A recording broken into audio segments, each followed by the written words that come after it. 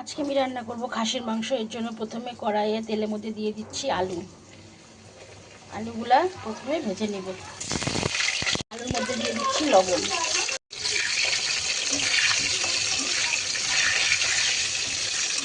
আলু ভাজা হয়ে গেছে, এখন তুলে নিব। তেলে দিয়ে দিচ্ছি তেজপাতা, পেঁয়াজ কুচি, টমেটো কুচি আর রসুন, কাঁচা লঙ্কা।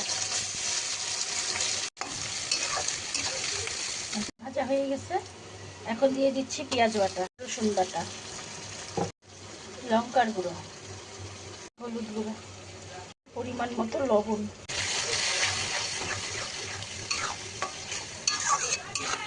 ভাজা হয়ে গেছে, এখন দিয়ে দিচ্ছি মাংসগুলো।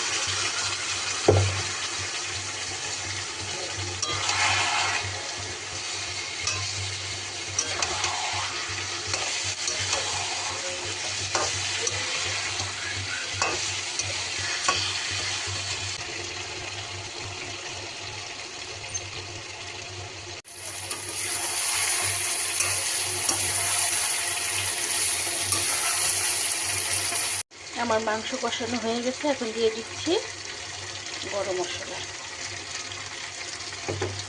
আর দিয়ে দিচ্ছি দুটা গোটা রসুন।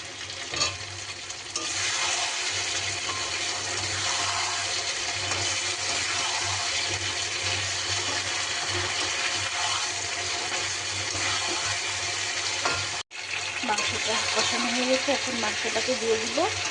প্রেশার কুকারে দিয়ে দুটো সিটি মারব। এই যে আমি প্রেশার কুকারের মধ্যে মাংস, আলু সব দিয়ে দিচ্ছি, এখন দুটো সিটি মারে নামাই।